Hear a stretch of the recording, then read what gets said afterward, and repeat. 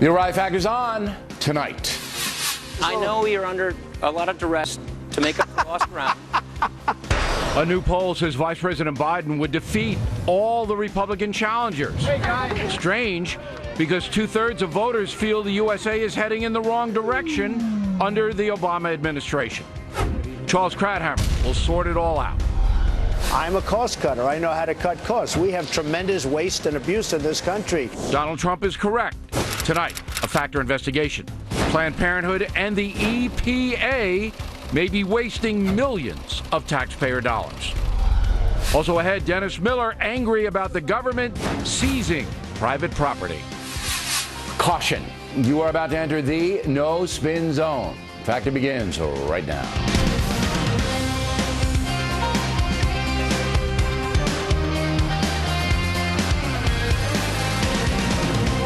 Hi, I'm Bill O'Reilly. Thanks for watching us tonight. Are Americans losing it? That is the subject of this evening's Talking Points memo. Stay with me here because this is amazing. A new NBC News poll asked, do you think things in the nation are generally headed in the right or wrong direction?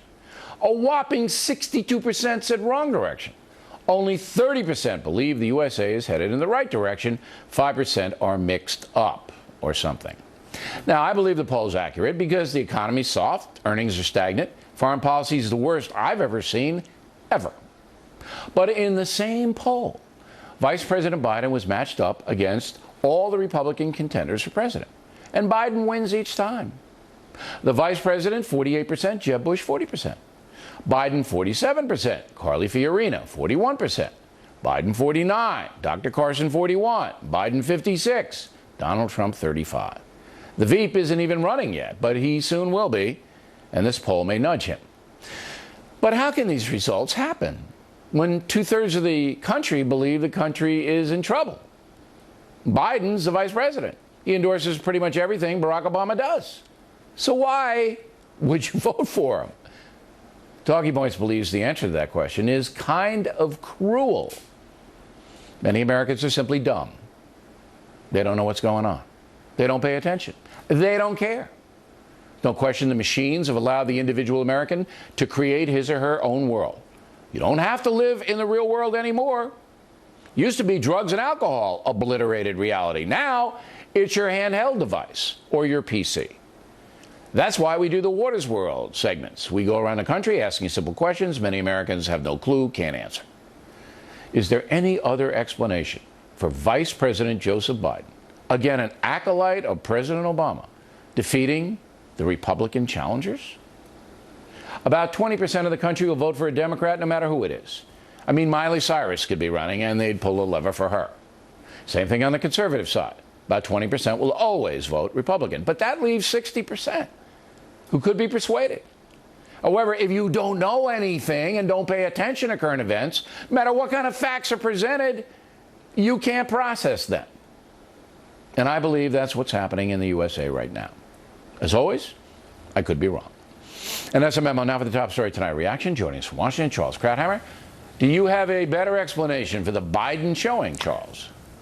Well, first, you're wrong. I think Miley Cyrus will get a lot more than 20%. Second, look, when Obama ran for his own reelection in a pretty dismal time, when people did think more thought we were on the wrong track than right track, he won re-election, so that's a test of your proposition. It's not even Obama at second hand, which is what a Biden would be.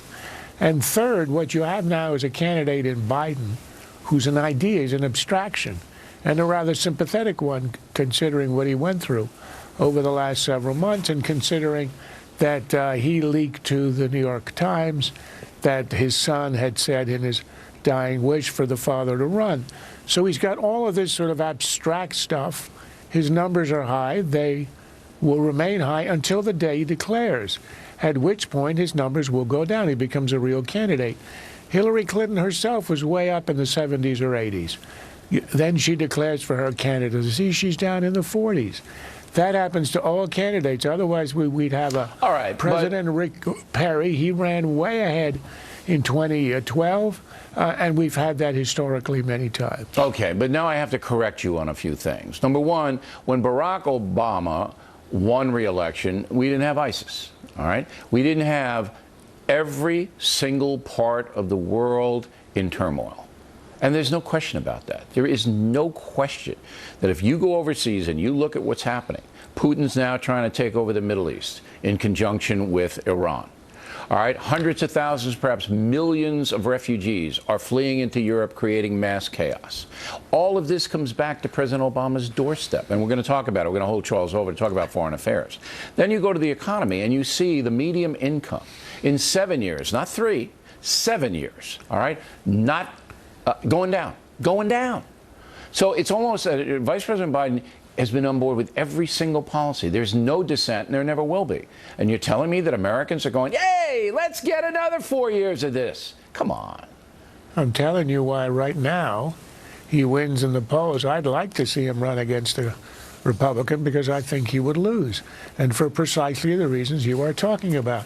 When you finally get to the end of a general election campaign, there will be no denying what's happening in the world, and the personal sympathy and affection people have for a Biden will be dissipated. He'll have gotten slammed around by his own party in the nominating process, and then really slammed by whoever the Republican nominee is. So I don't think these numbers in October, September of 2015 are determinative of how this election is going to turn out. Okay, but you're discounting the dumb factor. The factor, Democrats have though. had a bad 5, 6, 7, 8 years, and it will show.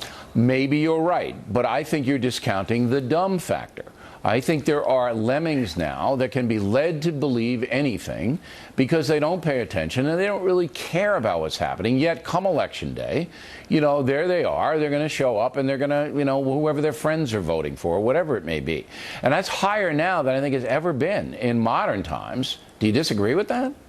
What's your evidence that we have a greater number of lemmings today than we did 30, The evidence 40, is anecdotal, but it's machine driven. All people have. You don't think that Americans are receding into these machines? You don't think so? I don't think Americans are less aware of their surroundings than they were when they lived on a farm. Really? With no information from the outside 100 years ago. They have infinitely more information. They are more literate. They are more involved.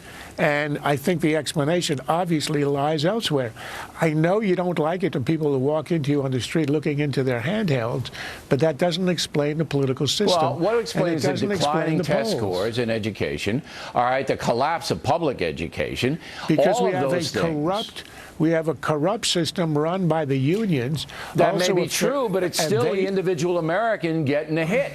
All right, look, I got to tell you, you go into any public forum now, any forum, and you ask people the essential questions about their country, Charles, and they can't answer them. We sent Waters to Yale. I mean, we're up at the Ivies, and they know nothing. All right? And I mean, yes, it's just a slice. I can't interview 3,000 people at once. But it's a slice that we see all over the place. We never come back with, you know, most people really knew what was happening. In fact, the tattoo people out in Coney Island knew more than the Ivy League kids did. Listen, Bill, I've been to the Ivy Leagues and I've been to Jones Beach, where Waters loves to hang out. I used to hang out there in my youth as well. I don't disagree whatsoever that a large majority will say a large number of Americans have no idea what's going on politically or historically, but there is nothing new there. That's my point. Oh, I disagree. My parents' generation, going through the Depression, going through World War II, all right, really, when things were really on the line, these people paid attention. And you know who pays attention now? The immigrants that come here.